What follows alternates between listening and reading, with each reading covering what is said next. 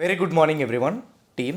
ఇప్పుడు నేను రికార్డ్ చేస్తున్న టైంకి గిఫ్ట్ నిఫ్టీ అయితే 125 పాయింట్స్ గ్యాప్ డౌన్ ఓపెనింగ్ చూపెడుతుంది. యూఎస్ మార్కెట్స్లో ఒక బిగ్ కరెక్షన్ వచ్చింది. యూఎస్ విక్స్ 20+ అబోవ్కి వెళ్ళిపోవడం అయితే మాత్రం చూశాను. And more over Infosys ADR అయితే 10% క్రాష్ అయింది. ఐటీ స్టాక్స్ ఎందుకో ఓవర్గా రియాక్ట్ అవుతున్నట్టు అనిపిస్తున్నాయి కదా. సో ఇన్ఫ్యాక్ట్ నాకు కూడా అట్లానే అనిపిస్తుంది. ఈవెన్ దాని గురించి కూడా మనం మాట్లాడుకోవాలి. సేమ్ టైం ఈరోజు మార్కెట్స్లో ఫ్రైడే కాబట్టి ఫ్రైడే సైకాలజీ కూడా యాడ్ అవుతుంది. అండ్ అట్లనే ఎలా ఉంటుందనే దాని గురించి కూడా మనం డిస్కస్ చేసుకోవాల్సింది ఉంది. సో అందుకే వీడియో ఎండింగ్ వరకు చూడండి. Same time important stocks, bit coin analysis, India మీద ఫిచ్ పాల్ ఇచ్చిన రేటింగ్, ఇవన్నీ డిస్కస్ చేద్దాం. వీడియో చూస్తునేటప్పుడు ఏ పాయింట్ ఆఫ్ వ్యూలో అయినా కానీ నేను మా టీం మీకు ఎఫర్ట్స్ పెట్టామో అని అనిపిస్తే డెఫినెట్గా వీడియోని లైక్ చేయండి. ఛానల్ని ఇంకా సబ్స్క్రైబ్ చేసుకోకుండా వీడియో చూస్తూ ఉంటే ఛానల్ కూడా సబ్స్క్రైబ్ చేసుకోండి. నా first one, last night US మార్కెట్స్లో ఏం జరిగిందన్న దగ్గర నుంచి మనం మొదలు పెడదాం. డౌ జోన్స్ అయితే 1.34% కరెక్షన్ వచ్చింది. నాస్డాక్ 2% కరెక్షన్ వచ్చింది. అండ్ S&P 500 1.57% కరెక్షన్ వస్తే స్మాల్ క్యాప్ 2000 2.15. నిన్న ఒక్కరోజు S&P 500 విక్స్ 17.96% జంప్ అయింది. ఆల్మోస్ట్ విక్స్ 20.82 దగ్గర క్లోజ్ అయింది. ఒకనొక టైంలో 21.21 దగ్గరికి వెళ్ళింది. యూఎస్ విక్స్ ఎప్పుడైనా 20 అబోవ్కి వెళ్ళింది అని అంటే అది సీరియస్ కాషన్ ఉండేటప్పుడే వస్తుంది. సో మోస్ట్లీ మార్కెట్స్లో ఏదైనా నెగిటివ్ పాయింట్స్ ఉంటేనే మ్యాక్సిమం అంతవరకు వెళ్తుంది అనమాట. యూఎస్ ఫెడ్ ఇంట్రెస్ట్ రేట్స్ 94% ఉంది. మార్చ్ మిడ్లో ఏదైతే ఇంట్రెస్ట్ రేట్ డెసిషన్ జరుగుతుందో ఆ రోజు ఇంట్రెస్ట్ రేట్స్ కట్ చేయరని 94% ఎక్స్పెక్ట్ చేస్తున్నట్టు ఆ టూల్ చూపెడుతుంది. This the first negative.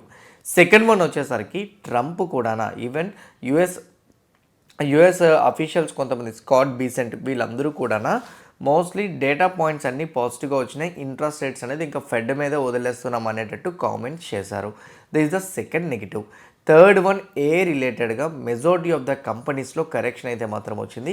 Maybe ఫర్దర్గా ఏ రిలేటెడ్గా ప్రాజెక్ట్స్ మీద ఇంపాక్ట్ పడుతుందనే రీజన్స్తో. అయితే ఇవన్నీ ఎస్టర్డే ఉన్నవే కదా, ఫ్రెష్ పాయింట్స్ ఏమీ కాదు కదా అని మీరు అనొచ్చు. Yes, of course fresh points అయితే ఏమీ లేవు. ఈవెన్ ఇన్ఫ్యాక్ట్ నిన్న నేను జాబ్లెస్ క్లెయిమ్స్ డేటా చూశాను. Jobless claims data last time 232K, expectation 222K నుంచి 225K, 227K వచ్చింది. Existing home loans data sales కూడా 4.27 మిలియన్ అయితే నెంబర్ 4.18 నుంచి 4.2 3.91 వచ్చింది. ఎస్టిమేటెడ్ నెంబర్ని బీట్ చేసి రాలేదు home loan sales data. But కాకపోతే ఈ అన్ఎంప్లాయ్మెంట్ ఈ డేటాస్ ప్రకారంతో కంపేర్ చేసుకుంటే ఇది మరీ అంత ఇంపాక్ట్ అయితే మాత్రం పడదు. ఓకే, సో దాని ప్రకారంగా చూసుకుంటే ఎస్టర్డే రీజన్సే ఉన్నాయి. బట్ ఎస్టర్డే రీజన్స్ ఉన్నా కానీ ఎస్టర్డే మార్కెట్ రియాక్ట్ అవ్వలేదు, కానీ ఈరోజు రియాక్ట్ అయింది. చూస్తే డౌ జోన్స్ నాస్డాక్ హెవీగా ఫాల్ వచ్చింది. ఎంత హెవీ ఫాల్ డౌ జోన్స్లో వచ్చినప్పుడు ఆబ్వియస్లీ మన బ్యాంకింగ్ స్టాక్స్ కూడా రియాక్ట్ అవుతాయి కదా. ఎందుకు? బికాస్ డౌ జోన్స్లో ఎనీథింగ్ నెగిటివ్ ఇంపాక్ట్ ఉంటే అది బ్యాంకింగ్ స్టాక్స్ మీద ఇంపాక్ట్ పడుతుంది. నాస్డాక్లో ఏదైనా ఇంపాక్ట్ ఉంటే అది మన ఐటీ స్టాక్స్ మీద ఇంపాక్ట్ పడుతుంది. ఇప్పుడు రెండు నెగిటివ్గా ఉండడంతో డైరెక్ట్గా గిఫ్ట్ నిఫ్టీ మీద అది రిఫ్లెక్ట్ అయిపోయింది. చూపిస్తాను అది. యూరోపియన్ మార్కెట్స్ పరంగా చూస్తే మిక్స్డ్లో క్లోజ్ అయినాయి. కరెంట్లీ ఏషియన్ మార్కెట్స్ ప్రకారంగా చూసుకుంటే majority of the Asian markets అన్నీ కూడా నెగిటివ్లోనే ట్రేడ్ అవుతున్నాయి. నా ఇండెక్స్ ఫ్యూచర్స్లోకి వెళ్ళి చూద్దాం. అంటే డవ్ ఫ్యూచర్స్, నాస్డాక్ ఫ్యూచర్స్ ప్రకారంగా వాటి ప్రకారంగా చూస్తే డవ్ ఎప్పుడైనా అక్కడ ఇండెక్స్ క్లోజ్ అయినప్పుడు అందులో మోర్ దాన్ 50% ఫ్యూచర్స్ రికవరీ అయితే మనం ఫ్యూచర్స్కి రియాక్ట్ అవుతాం. మరి ఇక్కడ ఫ్యూచర్స్ ఎట్లా ట్రేడ్ అవుతున్నాయి చూడండి. +28 అంటే ఫ్లాట్ అనుకోవచ్చు. నాస్డాక్ పరంగా +53 ఇది కూడా ఫ్లాట్. సో అక్కడ ఇండెక్స్ క్లోజ్ అయిన నెగిటివ్ ప్రకారంగా చూసుకుంటే ఇక్కడ ఫ్యూచర్స్లో పెద్ద రికవరీ ఏం రాలేదు. సో వాటిని బేస్ చేసుకుంటే మోస్ట్లీ గిఫ్ట్ నిఫ్టీ ఓపెన్ అయ్యేది నెగిటివ్ సైడ్ అని మనం ఎక్స్పెక్ట్ చేయొచ్చు. గిఫ్ట్ నిఫ్టీ చూస్తే 25,850 ఎస్టర్డే మన 330 క్లోజింగ్ అయిన ప్రైస్. ఇప్పుడు present right now Nifty 50 price. Gift Nifty చూస్తే 25,720 దగ్గర చూపెడుతుంది. 130 పాయింట్స్ డిఫరెన్స్ ఉంది రెండింటికి కూడా. అది కూడా డౌన్ సైడ్ డిఫరెన్స్ ఉంది. సో అందుకే 130 పాయింట్స్ గిఫ్ట్ నిఫ్టీలో గ్యాప్ డౌన్ ఓపెనింగ్ అయితే మాత్రం కనపడుతుంది. ఒకనొక టైంలో గిఫ్ట్ నిఫ్టీ 650 వరకు కూడా వెళ్ళింది. అంటే 200 పాయింట్లు గ్యాప్ డౌన్ ఓపెనింగ్ కూడా వెళ్ళింది. బట్ కాకపోతే స్లోగా రికవరీ అయిపోతూ 130 పాయింట్స్ గ్యాప్ డౌన్ ఓపెనింగ్కి వచ్చింది. ఇలా ఎప్పుడైనా హెవీ గ్యాప్ డౌన్ ఓపెనింగ్ చూపిస్తునేటప్పుడు ఏడిఆర్స్ కన్ఫర్మేషన్ తీసుకోండి. What is mean by ADR? ADR అంటే మన ఇండియన్ స్టాక్స్ అమెరికాలో ట్రేడ్ అయినవి. లాస్ట్ నైట్ మన మార్కెట్స్ క్లోజ్ అయిపోయిన తర్వాత నైట్ అక్కడ ట్రేడ్ అవుతాయి కాబట్టి వాటి రియాక్షన్ బట్టి ఈరోజు మార్నింగ్ మన మార్కెట్స్లో ఈ వెయిటెడ్ స్టాక్స్ ఎట్లా ఉంటాయి అనేది ఈజీగా చెప్పేయచ్చు. ఏడిఆర్స్లో ఇన్ఫోసిస్ చూస్తే 9.84% నెగిటివ్లో క్లోజ్ అయింది.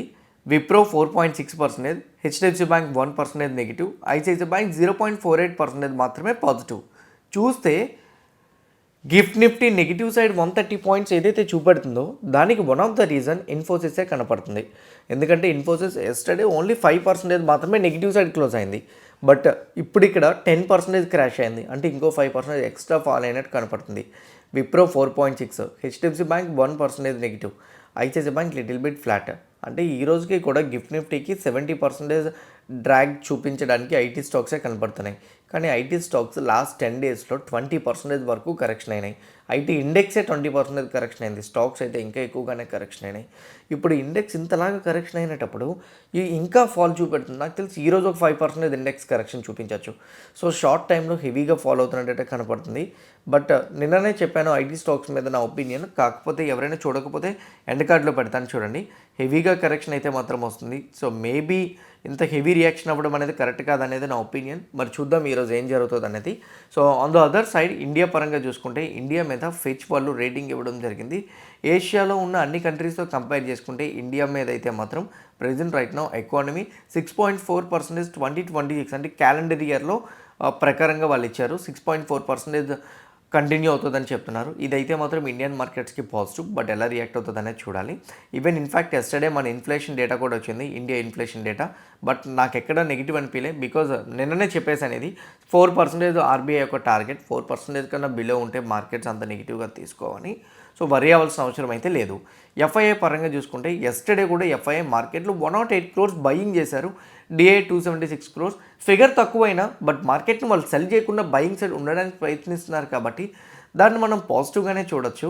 ఈవెన్ ఇన్ఫ్యాక్ట్ ఎస్టర్డే వాళ్ళు నెగిటివ్ పొజిషన్స్ నిఫ్టీ అంత పడినా కానీ 992 పొజిషన్స్ కన్నా ఎక్కువ పొజిషన్స్ ఫ్యూచర్స్ సైడ్ వాళ్ళు యాడ్ చేయలే. ప్రొప్రైటరీ ట్రేడర్స్ మార్కెట్ ఎట్టి రియాక్ట్ అయితే దాని ప్రకారంగా వాళ్ళ పొజిషన్స్ని షిఫ్ట్ చేసుకుంటూ వెళ్ళిపోతారు కాబట్టి, ఎందుకంటే అవి ఆప్షన్స్ కదా, ఆబ్వియస్లీ అడ్జస్టబుల్ పొజిషన్స్ కాబట్టి ఈజీగా చేయొచ్చు. But when it comes to futures వాళ్ళు స్టిక్ అయ్యి ఉంటారు కాబట్టి ఆ పొజిషన్స్ మీద. సో 1.33 lakh పొజిషన్స్ ఏవైతే ఉన్నాయో దానికి అట్లానే ఉన్నారు. సో 992 పొజిషన్స్ అయితే మాత్రం యాజ్ ఆఫ్ నౌ కనపడుతున్నాయి. సో ఓవరాల్గా డేటా పాయింట్స్ పరంగా చూసుకుంటే ఎఫ్ఐఐ ప్రొప్రైటరీ ట్రేడర్స్ డేటా ప్రకారంగా నెంబర్స్ అయితే మాత్రం నెగిటివ్ సైడ్ ఉన్నాయని మనం చెప్పుకోవచ్చు. కానీ ఎఫ్ఐఐ మాత్రం మార్కెట్లో మరీ అంత బీరిష్ సైడ్ పొజిషన్స్ని క్యారీ చేయడానికి ట్రై చేయట్లేదని ఈ డేటా బట్టి అర్థమవుతుంది. నా ఇలా గ్యాప్ డౌన్తో ఓపెన్ అయినప్పుడు ఫ్రైడే పరంగా కూడా మనం చెక్ చేసుకోవాలి. ఫ్రైడే అంటే ఏంటి? బేసిక్గా ఫ్రైడే లాస్ట్ 4 days యొక్క మొమెంటం బట్టి డిపెండ్ అయి ఉంటుంది. ఇంకోటి ఫ్రైడే సాటర్డే సండే ఏవైనా ఈవెంట్స్ బట్టి కూడా డిపెండ్ అయి ఉంటుంది. సో మేబీ ఒకవేళ కానీ సాటర్డే అండ్ సండే ఈవెంట్స్ ప్రకారంగా చూసుకుంటే, so even Monday I don't no, నేను చూడడం మర్చిపోయినా. మండే మార్కెట్ హాలిడే కాదో ఒకసారి కామెంట్ బాక్స్లో పెట్టండి. నేను చూడలేదు లిటరల్లీ, టు బీ హానెస్ట్ ఒప్పుకోవాలి. అయితే మండే ఒకవేళ హాలిడే అనుకోండి, శివరాత్రి కదా, హాలిడే అనుకోండి, 3 days హాలిడే ఉండడం వల్ల పొజిషన్స్ని క్యారీ చేయడానికి ట్రై చేయరు, అప్పుడు కరెక్షన్ కనపడుతుంది.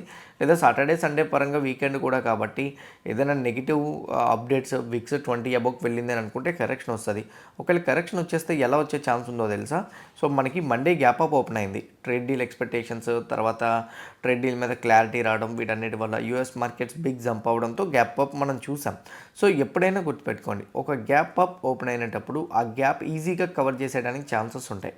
ఓకే, అంటే ఇవి అన్నీ కూడా హెవీ ఫాల్ వస్తున్నప్పుడు ఎప్పుడు లోవర్ టైం ఫ్రేమ్స్తో అనాలిసిస్ చేయొద్దు. సో వాటి బేస్ చేసుకొని నేను చూస్తే ఇదిగోండి, సో ఇది ఎప్పుడు last Friday closing price. Almost నిన్న అక్కడికి వచ్చేసాం మనం, కానీ అక్కడి వరకు కరెక్షన్ అవ్వలేదు. సో ఈరోజు వచ్చేసరికి Nifty 100 points gap down opening చూపెడుతుంది ఆల్రెడీ. ఆల్మోస్ట్ అక్కడికి వచ్చేసినట్టే కనపడుతుంది.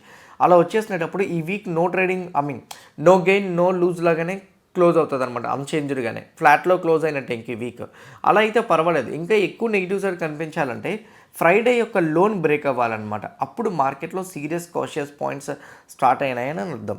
సో ఇప్పుడు లాస్ట్ వీక్ ఫ్రైడే యొక్క లో బ్రేక్ అవ్వాలంటే 25,450 ఆర్ 500 లెవెల్ని బ్రేక్ అవ్వాలి. సో ఎనీథింగ్ 500 లెవెల్ని బ్రేక్ చేస్తే మేబీ మనం ఫాల్ని ఎక్స్పెక్ట్ చేయొచ్చు.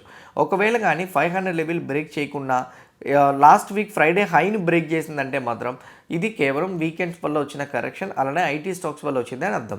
ఇంకోటి సెకండ్ సినారీ ఇంకోటి చెప్తాను, ఓన్లీ ఐటీ స్టాక్స్ వల్ల మాత్రమే కానీ నిఫ్టీ ఈరోజు పడుతుంటే మాత్రం దాన్ని ట్రస్ట్ చేయొద్దు. మండే కానీ ట్యూస్డే కానీ ఐటీ స్టాక్స్ షార్ట్ టైంలో ఎక్కువ పడినాయి కాబట్టి షార్ట్ కవరింగ్ జరుగుతుంది. ఆ టైంలో నిఫ్టీ 50 డ్రాస్టిక్గా అప్సైడ్ మూవ్ అవుతుంది.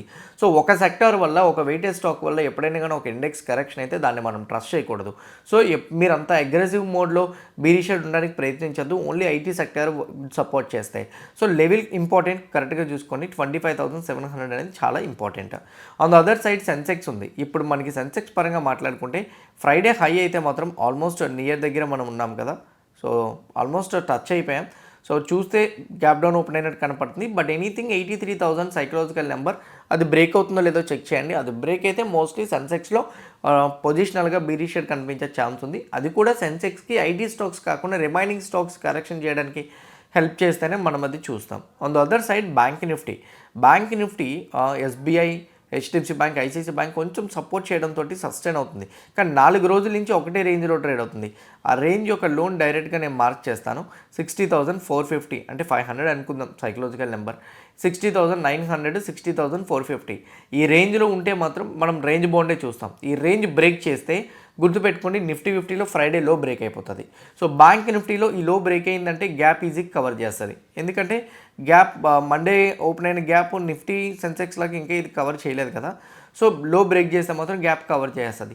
ఇది కానీ గ్యాప్ కవర్ చేసిందంటే మాత్రం నిఫ్టీ 50కి ఐటీ స్టాక్స్తో పాటు బ్యాంకింగ్ స్టాక్స్ కూడా నెగిటివ్ సైడ్ వచ్చడానికి సపోర్ట్ చేస్తున్నాయి కాబట్టి కరెక్షన్ కంటిన్యూ అవడానికి ఛాన్సెస్ ఉంటాయి.